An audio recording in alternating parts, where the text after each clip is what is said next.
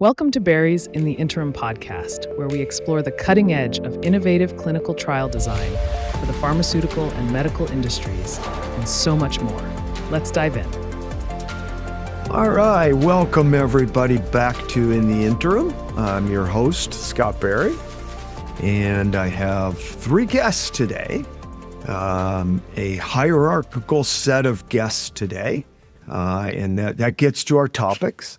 So let me introduce our guests, and then I will get to our topic, which is hierarchical endpoints, win ratios.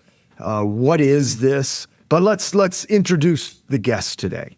And let me start with Dr. Amy Crawford.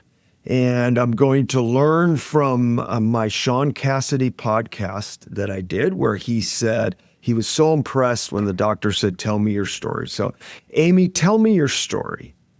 Oh boy. And I'm at the top of the hierarchy. I'm a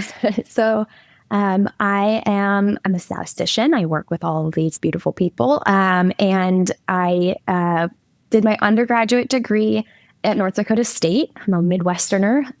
My graduate degree at Iowa State. Moved to Texas, enjoying the heat down here.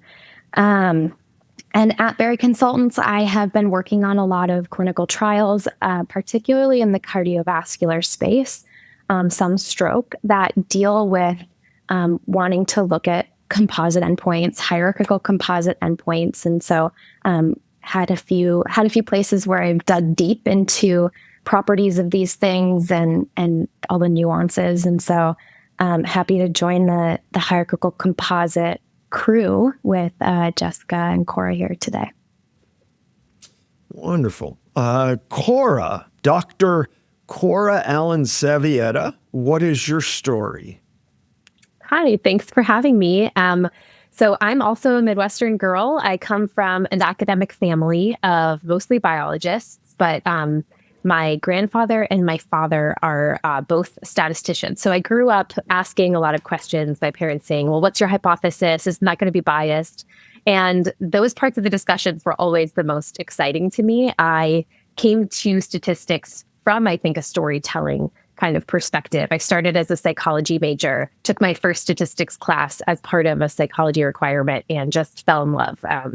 I accidentally did pulled an all-nighter just the first time I got access to a statistical software. So I just fell in love immediately, and then went and got my PhD at the University of Wisconsin in Madison. And then where I worked on questions around genetics and can we create phylogenetic, basically tell the story of how a particular people or animal has evolved over time. And now I'm doing something very different. Here at Barry Consultants, I design clinical trials, a broad range of different kinds of trials, platform trials, heart failure trials, as we'll be talking about today, also some neurological disease trials. So excited to be here, and thanks for joining. Does that, and now you have to help me with the terminology, but does that mean you were doom scrolling statistical software? I don't think that okay. You could call it doom scrolling. It didn't have endless scroll. I will say Okay. It wasn't the most exciting statistical analysis tool. It was just SPSS. I don't know if any of you have had the pleasure of working with SPSS, but as someone who had never had access to even R before, I was just completely amazed by the way that it could take a set of numbers and turn it into a story that you could tell people. And so that, I think, ties in nicely today to how do we take a set of numbers and then parse them into something that actually tells a clinical story. I'm going to go with doom scrolling. Okay. Okay. Dr. Jessica Overbey, tell us your story. You know, I'm last, so I should have come up with something witty. I had the most time, so let me try. So I did my undergrad at UNC. I was a biology major, and I realized quickly that I could not go to medical school because the sight of blood makes me ill. It wasn't going to be the right fit. So I saw a sign on the bathroom wall that's like, "Do you want to be a biostatistics major?" And I was like, "What's that?" So I applied and I got in and I was like, let's do this. And quickly, similar to Cora, kind of fell in love, found my niche. I worked in a computational bio lab for a while, and that's where I got into coding. And it just felt like that was the place I needed to be. Also because in the biology lab, I'm also very prone to breaking glassware. So being at a computer is the right fit for me. And so from there, I did a master's in biostatistics at Columbia in New York, and I moved to Mount Sinai right after as a master level statistician. And I was at Mount Sinai for over a decade. I did my PhD a few years after I started working full time, and I went back to Columbia, but kept my job at Sinai. And then I joined, once I finished my doctorate, I became faculty at Sinai, which was great. And while I was at Sinai, I worked in a clinical trials unit. I spent a lot of time working in the cardiothoracic surgical trials network. So that's really where I got my feet wet and became kind of a cardiovascular trial focused person. So when I moved to Barry, I brought a lot of that cardiovascular trial experience with me. And so I try to spend a lot of time in that space. Very interested in heart failure. So that's where I am now, and very glad to be at Barry doing some more innovative things in that space, and happy to be here today. Very nice. And I don't know if we go back to the beginning of the win ratio, but it feels cardiovascular was somewhere in the beginning of this. And so I think it's a part of the history. And Amy, I know you've been thinking of analogies or what is the win ratio. And so first of all, we should let our audience know what is a win ratio or a hierarchical composite analysis. Sure. Yeah, I'll start, and others should feel free to jump in. So when we're thinking about how to measure, how a patient feels, functions, or survives, which is important in the clinical trial space, that's the point, right? There are different endpoints that we look at. So if we stay in the cardiovascular world, you could ask, do patients on treatment tend to live longer? Do they tend to, have better quality of life after their treatment? Things like this. And the idea is that there are a lot of different things that go into measuring how a patient feels, functions, and survives. And what we're talking about today with composite endpoints is combining a number of those things together, components of how a patient does during or after treatment, and comparing that to control. When we talk about hierarchical composite endpoints, we're talking about ranking things in order of clinical importance to a patient and the community. So you could imagine a heart failure patient has a procedure in a clinical trial, and then we follow them and we watch to see are they alive at the end of a follow-up period. How many times have they returned to the hospital for heart failure events? And, what's their quality of life like? And we can rank those in order and say, if they're alive or not, that's the most important thing. And only if they're alive, do we really want to look at the next layer in the composite, which is, say, heart failure hospitalizations. How many times have they gone back to the hospital? And only if maybe, if we want to move past that and look at quality of life is like the least important outcome. And so the hierarchical composite takes these components and it puts them in this order that's generally agreed upon by a clinical audience. There's a process for comparing people on this endpoint, which gets a little bit awkward, but I'll pause there. Is that kind of what you were looking for, Scott, or does anybody else have anything to add? No, I think that makes sense. And so we're interested in quality of life in your scenario, if you're alive and if you've avoided hospitalization. Hospitalizations for heart failure are particularly bad. If we've avoided that, we're interested in quality of life, or But if death happens, that's sort of the first thing. So we've got these three things. If we went in and said the primary endpoint is only mortality, we probably need huge sample sizes, and it doesn't completely capture a patient feels, functions, and survives, the functions part. If we only did heart failure hospitalizations, we have some of the same issues. We also have to incorporate mortality into that, and it doesn't incorporate any functional part beyond hospitalizations. If we did only quality of life, now we're ignoring mortality, we're ignoring hospitalization. So in three endpoints like that, we may come back to this. And I know there are many examples of this, and we may talk about different examples of this. But that's the general idea, is we'd like to include all of these endpoints as a primary, rather than any one of them seems insufficient. So Cora, how do we analyze such a thing if, I want mortality to count, I want hospitalizations to count, I want quality of life to count, only if they survive, kind of thing. So how do you analyze such a thing? Is it an ordinal endpoint, or what do we do with it? You're setting us up so well. So to analyze this, Amy mentioned that it gets a little bit technical and complex once we're trying to analyze people, but I think you set us up nicely. So first, we're going to take all the patients in the treatment group, all the patients in the control group, and I'm going to talk about the win ratio here just for simplicity. And we're going to compare each patient in the treatment group to every other patient in the control group. And we're going to count how many times did that treated patient win.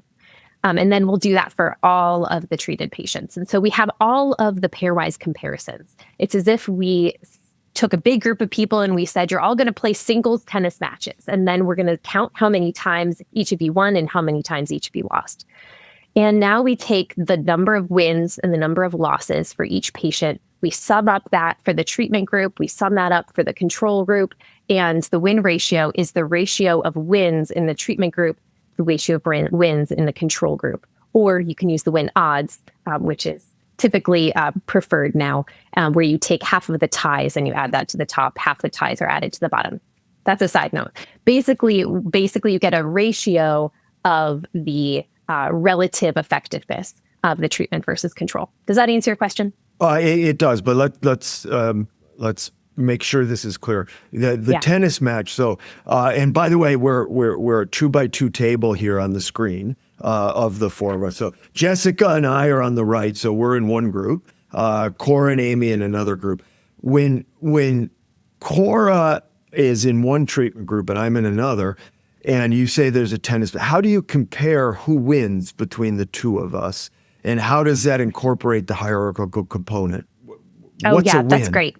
Okay. Yeah, let's get into that. So if I was being compared against you, Scott, you were in the control group, I was in the treated group. Did I miss that? Let's say that. So let's say neither of us, first we're going to compare on mortality. So did either of us die during the treatment period that we had shared between us? Let's say we both have the same follow-up time. So we both were followed for 2 years. Did either of us die in those 2 years? Let's say neither of us did. If that's the case, then we're going to ask, we're going to go down to heart failure hospitalizations. Were either of us hospitalized for a heart failure event, or maybe a heart failure medication, diuretics were needed, something like that? If the answer is no to that, then will be a tie on both mortality and heart failure events. And we're going to then go to the next level. So it really you only come down to those lower levels if you have ties on the higher levels. So now we're at a quality of life measure. And here's where we're going to break a lot of those ties. So let's say that I'm able to have a longer walk distance. Maybe that's the quality of life measure than you are. And it's a meaningful enough difference that we're going to call it significantly different. Maybe I can walk 60 meters in the amount of time, and you can walk 10 meters. So we'll say that I then won this comparison of me versus you, and I would get 1 added to my count of wins.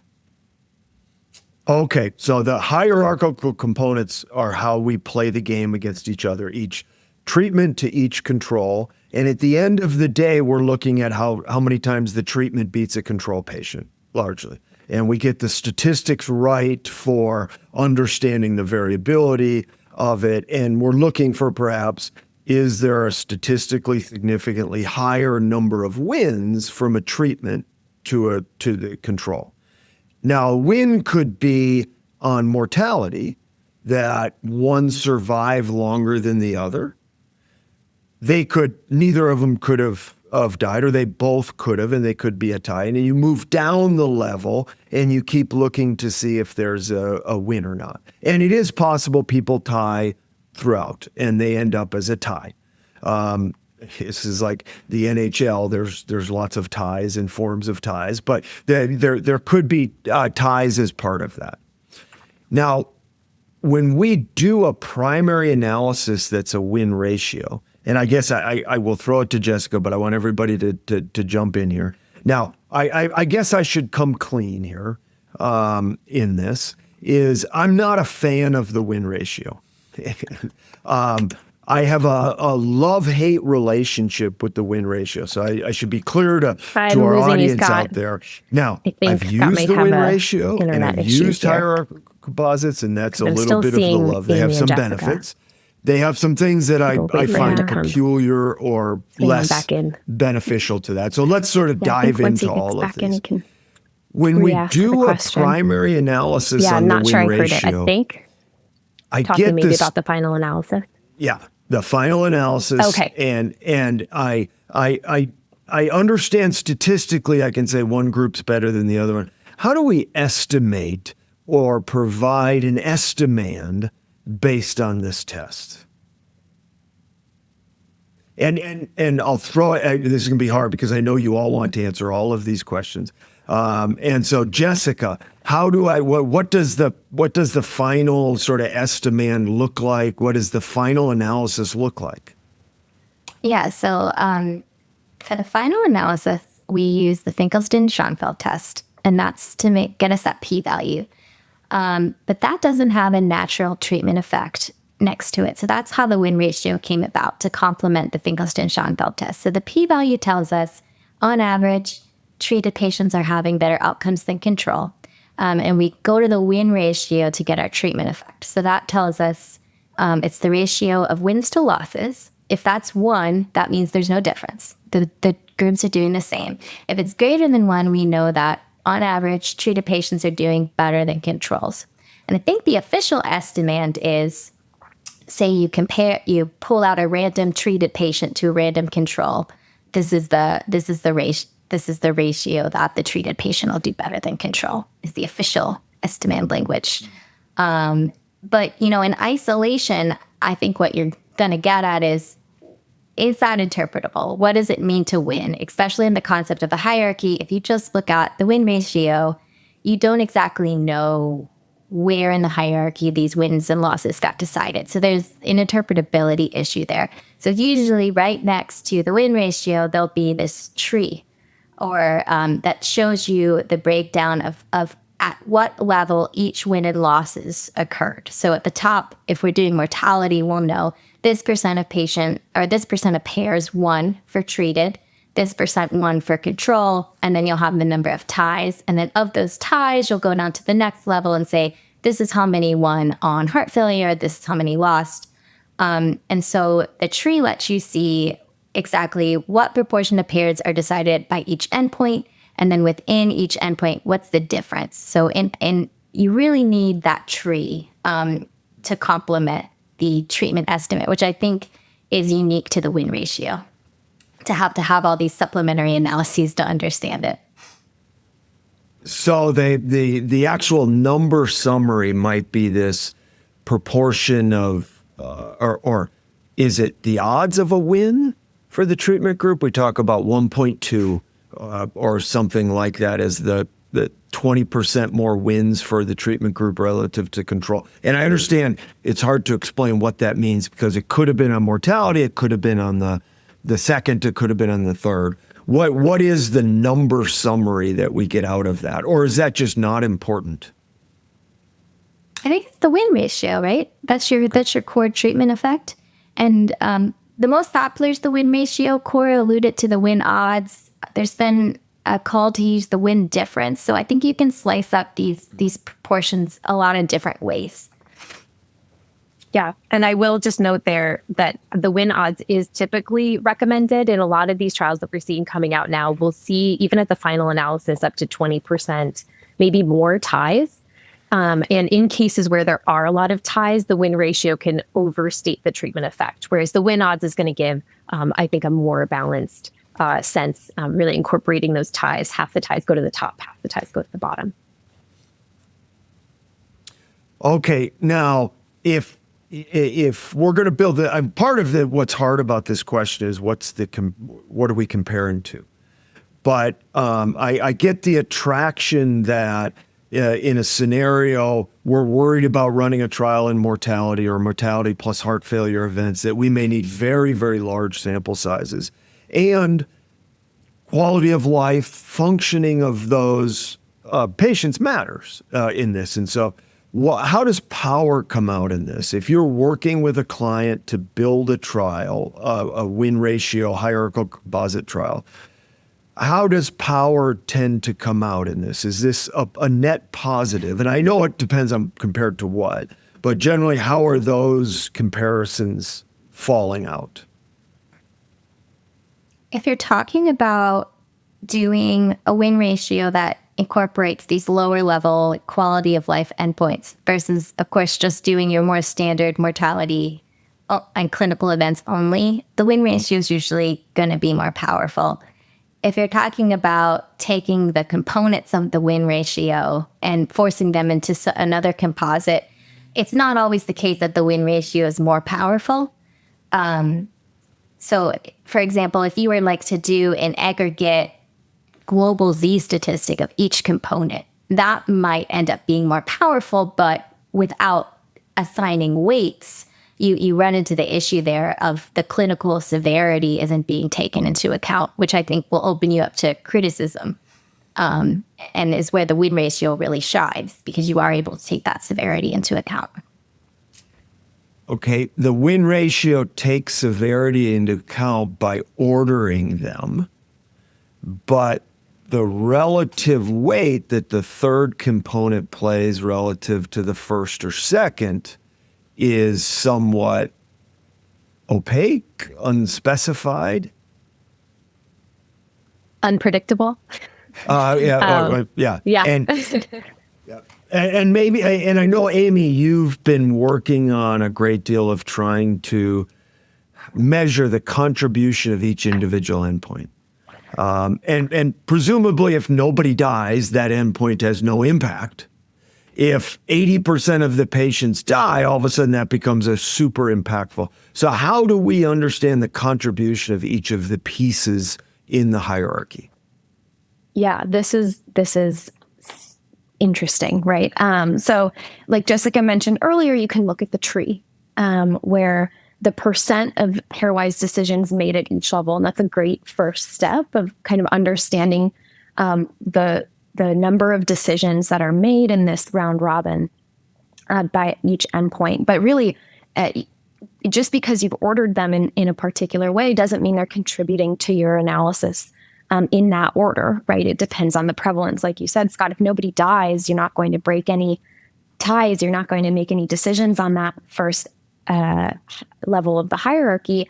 And so the weight that endpoint brings to the analysis is going to be zero or very low. And as therapies get better and better, I think we're going to see the weight of like mortality become less and less in these analyses, right, as patients are surviving. And so part of what the work I'm doing gets at is interpreting the weights. The tree is a great place to start, but there's some nuances that happen where, like, let's say Cora and Scott are being compared head to head, and the comparison is broken on mortality. Let's say Scott dies during the follow-up period, Cora lives.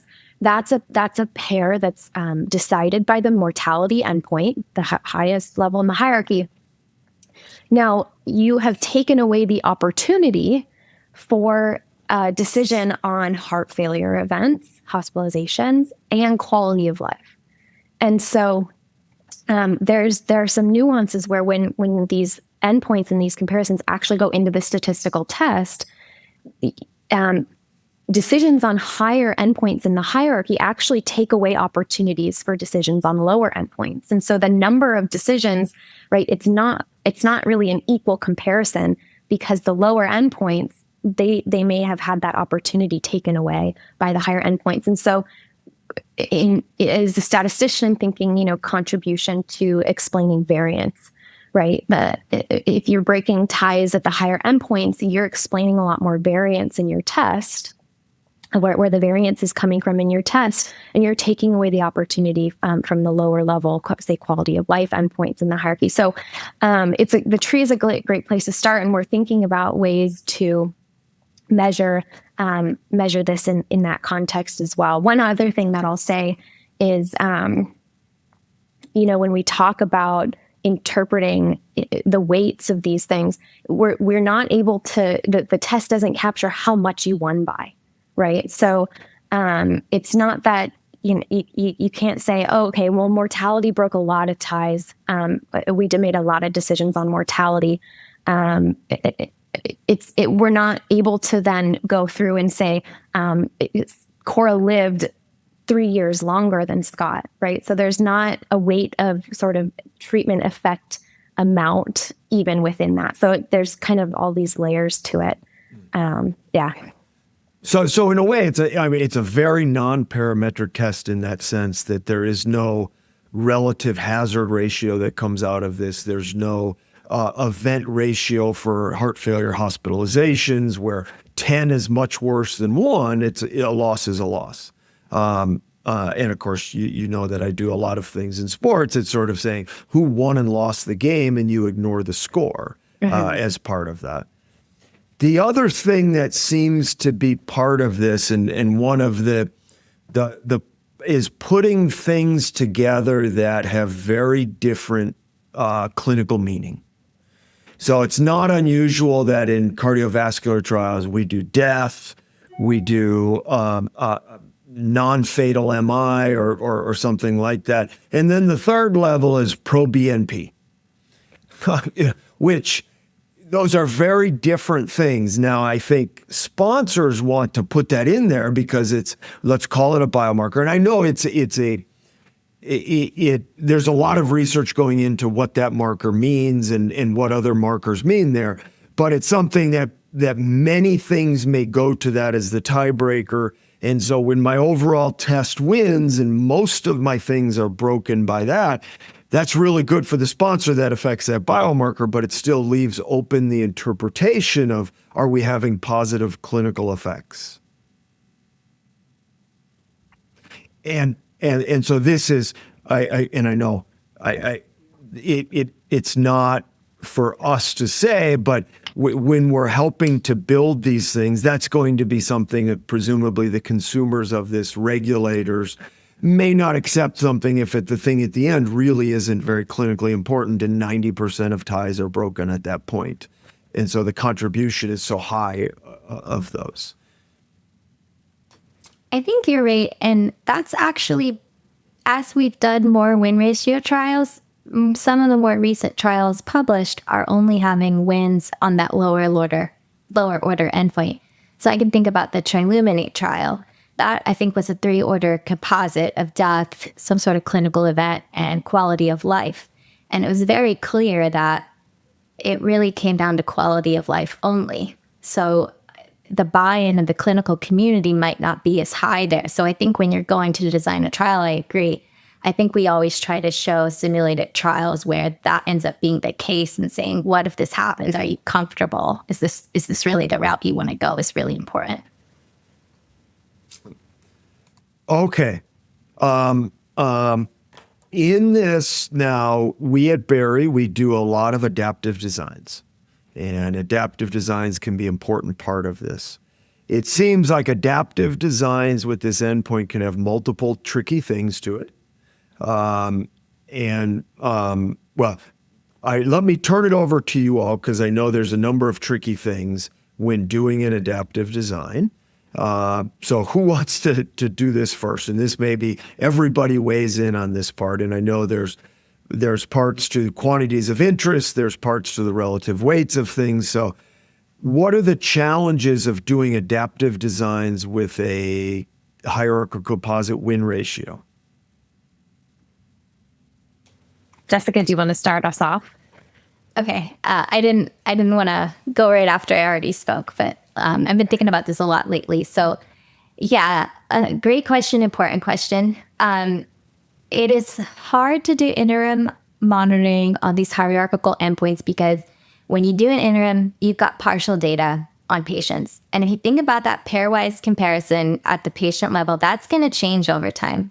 And that's going to be very sensitive to how much follow-up they have. So if you have an earlier biomarker endpoint at, say, 3 months, and then maybe you look at the data, and at that interim, a lot of patients maybe have less than 6 months of follow-up, you're going to find that the win ratio is being really driven by the KCCQ.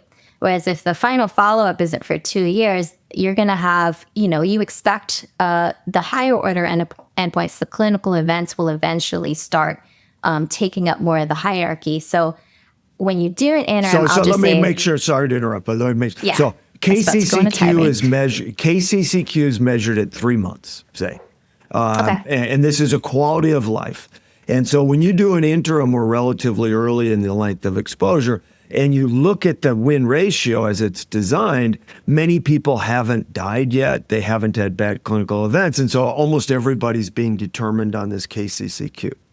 But when the trial reaches a longer level of exposure, and now patients are getting 2 years of exposure, all of a sudden the other things are now changing the win ratio. And so that's the issue that you're concerned with in doing adaptive designs. Yeah, I call it the immature win ratio. It's at the interim, it's not really reflecting what it's going to be at the final. And that does create issues on making decisions that day based on that raw win ratio. Okay. Does that mean we don't do interims? Can we model these? Can we do things like predictive probabilities of success? Or is this something we shouldn't mess with?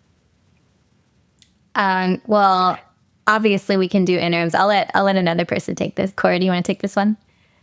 Yeah, I'm happy to jump in. I mean, I think we touched on this earlier, that the win ratio, part of the reason we choose it is for the higher power with smaller sample size, shorter follow-up. So along with that, we often have reason to do interim analyses. If we're seeing really strong treatment effects early on, we want to get this treatment to regulators and then to patients as quickly as possible. Or, we also want to be able to call futility on trials that might not be as useful. So there's strong reason to do interims here, even if there are some challenges. And one of the solutions that we've used here at Berry pretty frequently with some success is the predictive probability. So here, this is, maybe I'll describe what a predictive probability is right off the bat. So that is taking the data that we have at a particular point in time. If we predict forward, how likely are we to see a win on this trial? That's our predictive probability of success.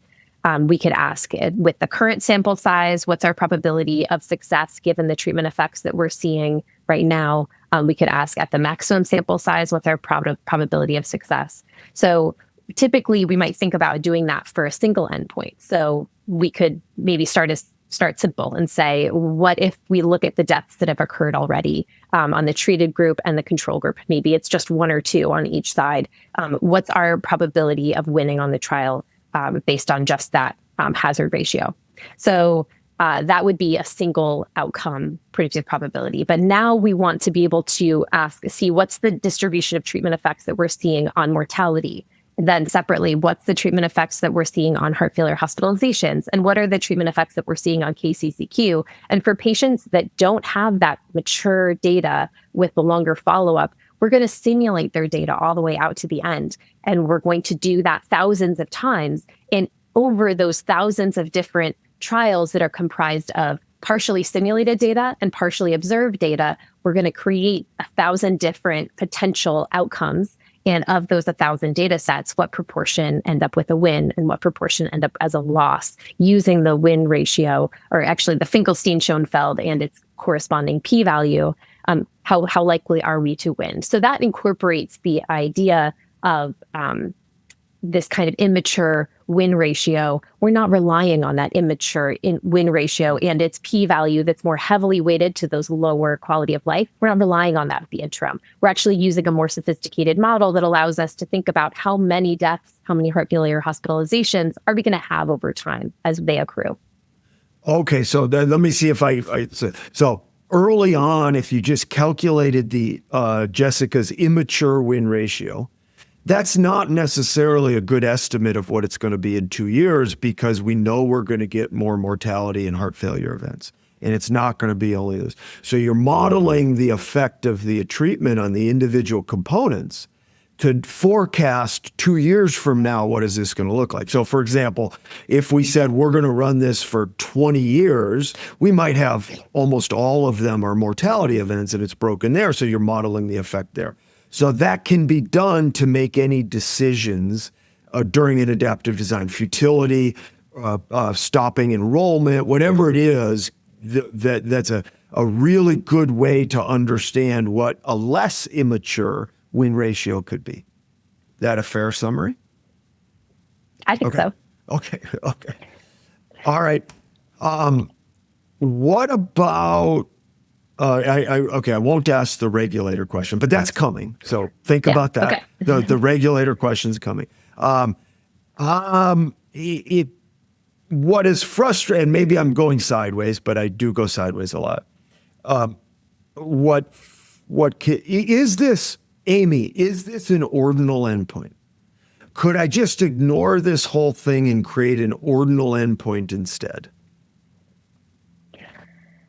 I mean, yeah, you could.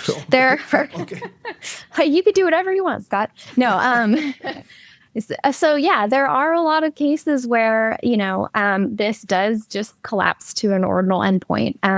You can imagine, say we're running a 2-year a study with a treatment period of 2 years. Everybody's followed for 2 years. At the end of 2 years, I don't really need to do any pairwise comparison of patients to tell you the order in which patients fell out in terms of how well they did in the trial, right? If everybody's got 2 years of follow-up and I died first in the trial, I had the worst outcome, right? And you can kind of create a ruler that's independent of any pairwise comparison, and you can just order patients, and then you have an ordinal outcome. And there are alternatives. So largely, you compared to everybody, you lose to everybody. I lose to everybody. Sort of like, so you're the worst. And somebody beats everybody, and you could almost rank them in that. Okay. Yeah. And so you can imagine, if not all of us have 2 years of follow-up, if say I have 1 year of follow-up and Jessica has 2, what happens in the pairwise, this is kind of one of the nuances, what happens in this win ratio, the head-to-head, is we actually take Jessica's 2 years of follow-up and we scale it back and we say, what happened to Jessica in 1 year in the trial, and compare Jessica to Amy at 1 year, right? And so we have all of this differential follow-up, and this is kind of why the FS test was designed, is so that you can scale back to the lowest common denominator of follow-up time and make comparisons in that way. And so you can imagine that we lose some transitivity when we do the round robin, because I'm being compared to Jessica at 1 year, but Jessica's being compared to Cora at 2 years, right? And so that kind of breaks the independent ordering, which you may want in an ordinal endpoint for an ordinal model. But for the most part, yeah, these are essentially ordinal endpoints, and depending on some assumptions you make going in, you can use them to create an ordering of the patients in the trial, and use that as an ordinal scale. So sometimes you do have a lack of transitivity, which is sort of weird that you beat me, I beat Jessica, but Jessica beats you. Would be, and that can happen in these tests, which are sort of awkward in the whole interpretation of this, that that it doesn't hold that in that scenario, and so that can be awkward in this part of it. Okay. Now, I know all of you have gone to regulators with win ratio tests. And the worst question I can ask you is, what do regulators think of win ratios? Because regulators are diverse. Not every win ratio is the same. There are some where the components may all be clinically similar. There may be some widely different kind of thing. What are some of the concerns that regulators have had in designs where you've had win ratios? And I guess we can throw this to all of you. Amy, what concerns have regulators have? Yeah, we've talked a lot about, well, there's a few competing perspectives, right? There's clinical, which is a lot of discussion about endpoints, ordering of endpoints, what constitutes a heart failure event, things that are, defining the hierarchy.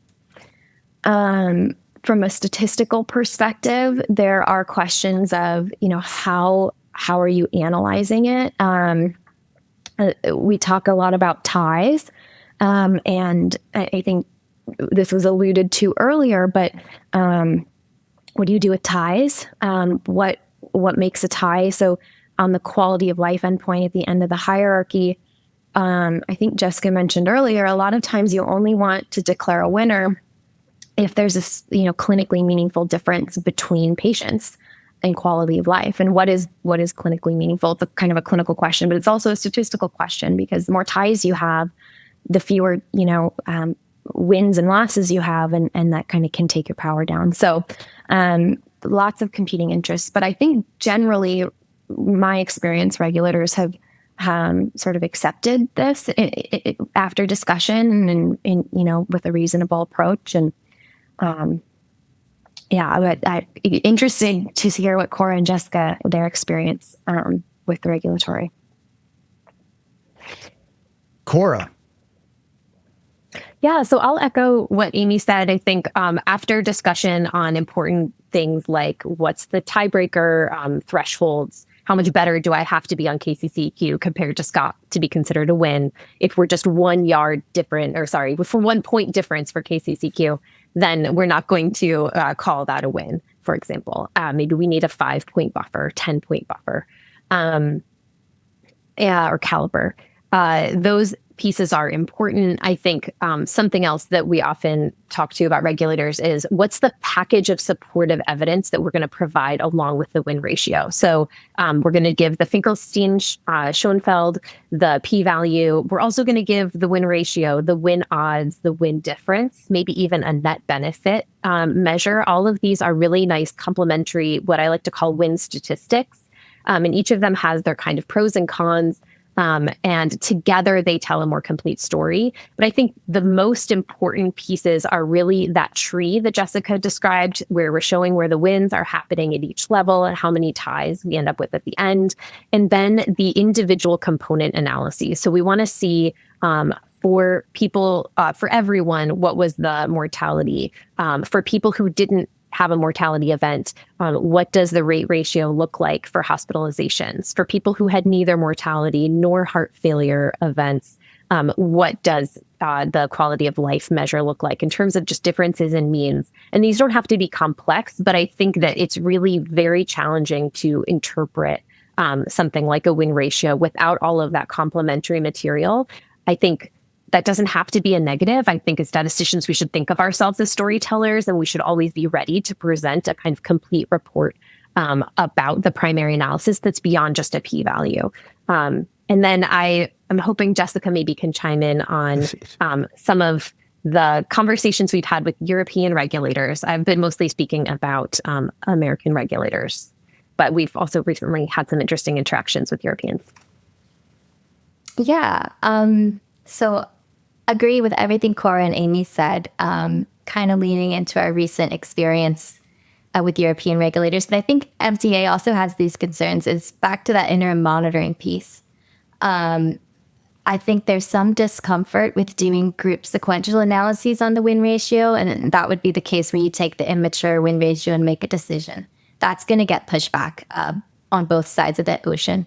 for a number of reasons. And if you can demonstrate that maybe doing once you've enrolled every patient, if your final analysis is at 2 years, you can sometimes get a group sequential analyses maybe at 1 year, demonstrating that the distribution of wins and losses isn't that different from 1 to 2 years. That can happen, but you have to be able to demonstrate that. And then there's also the piece in terms of what's the information fraction. There's a lot of conversation there. Mm-hmm. And then another piece is if you do want to go the predictive probability route for maybe stopping enrollment early, which I think we're all a big fan of, there is a concern that we've heard of stopping enrollment because of a very strong biomarker signal only. And that's a great regulator concern, but it's also going to be a concern of the company. Mm-hmm. So what we've done is with the predictive probability, we won't only build in statistical significance, we'll build in that there needs to be statistical significance and also a direction of events for the clinical events that's in the right direction. And that can help with that too. So an interesting part of the win ratio, so in your example where you do a 3 months quality of life, but you're following patients to 2 years, if everybody was at 3 months, this is largely quality of life. If everybody gets to 2 years, there's a much bigger impact of mortality. So the interpretation of it and the value of this relatively changes depending on the amount of exposure. And so regulators may want to make sure you have the amount of exposure that makes this something that they clinically find attractive, it sounds like. Yeah. Now, some of the things you talked about, like predictive probabilities, if we're doing a Goldilocks design where at some point you say, we think we have enough patients, we're going to follow them all to 2 years, is somewhat sponsor risk. I imagine that the modeling is going to bear out that when you get the amount of exposure that's appropriate, this all ends up successful. Yeah, I think that's fair. Okay. I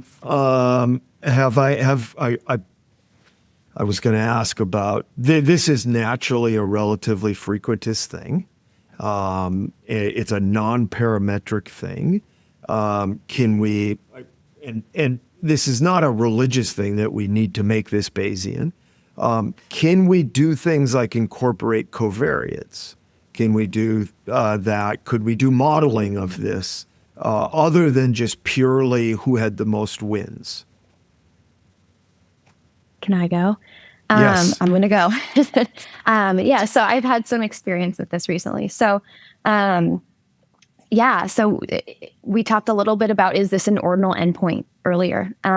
And there are cases where, it's natural to use the number of wins and the number of losses, and let in this round robin comparison and let that order the patients. And then we can take that as an ordinal variable and fit an ordinal regression model to that. And now the ordinal regression model, proportional odds model, is semi-parametric. And we're in a space where we're in a regression, where we can adjust for covariates. We can be Bayesian. We can put priors on parameters. We could do a meta-analysis. We could have trial A's round robin and ordering and treatment effect, and we could have the treatment effect follow a common prior distribution with trial B's, round robin and ordinal, odds ratio treatment effect, and that follows a common distribution. And, so you could think of all the possibilities once you're in a regression space to be Bayesian, to do modeling, to get intervals that are interpretable and nice. And so that's something that I've been working on a little bit lately. One other thing that I'll mention, I had it and now I lost it. Nope, graphics? It's still gone. Oh, okay. Someone else go. I'll chime back in if I remember. So let me throw this out, and maybe closing parting shots in this, or overall viewpoint of this, things going forward, closing. I don't want to do this because I don't know whether you all want to make the case that these are this solves all our problems. But closing comments on hierarchical endpoints, win ratios, where we're going, Jessica. Sure. I think that the win ratio can be cool and very useful in certain settings. It has a lot of problems. We've talked about them, but there's no perfect endpoint oftentimes in a heart failure trial. So until we come up with that perfect endpoint, I say there's a lot of different options. They all have pros and cons. Go in eyes wide open. Sometimes the win ratio is a great fit. So I tend to be pro in, when it's the best fit, it's the best fit. Cora. I largely agree with Jessica. I think thinking about where we've been and where we are now, trials that were just ranking patients, just putting them in two categories, were they successes or failures after 2 years, the win ratio is a huge improvement from there. And even thinking about time to first event as a comparison with win ratio, I think the win ratio is capturing much more significance to patients.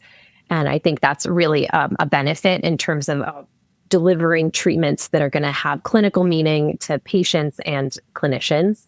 I would love to see some more exploration of other composites that I think put a little bit more of the responsibility on the trialists, on the key stakeholders to put weights on these components. It's hard to put weights on these components, but we have really nice tests. The global test is one that allows you to say you do univariate analyses of each of these components and pre-specify weights. If mortality is the most important to you, put the highest weight on that, then a medium weight on heart failure hospitalizations, and then a lower weight on biomarkers. I feel a little bit uncomfortable with the weights being sort of left up to chance by how many heart failures and mortalities we happen to see within a trial. I'd like trialists to maybe take some responsibility for setting those weights instead of kind of having them be kind of hidden and implicit, because hierarchy is not weight. Now that's exciting. Yes. Amy. Yeah, I feel the same way. I think waiting to see what the weights fall out to be at the end of the trial is I agree with Cora. And it's an interesting space, but I do think, I understand how the especially the cardiovascular field got to this place. Lots of things matter to these patients, and there is a clinical ordering to those things. And sometimes, like Jessica said, it is the right thing to do. But I think that I think we're headed in a direction, hopefully, where we can do smarter things. And so it's useful. It's not my favorite, but it is useful. The interpretation piece is really sitting down as the statistician and having to say, bear with me or something like that. I need to show you 4 slides in order for this to come through cleanly. That's a challenge. So that's my thing. Yep. Sorry. And I know you're all working on very hard, really nice graphics to demonstrate all of that. So that's pretty exciting work as well. So appreciate it. Appreciate you all coming in here. And for everybody else, we'll see you next time. We will be here in the interim.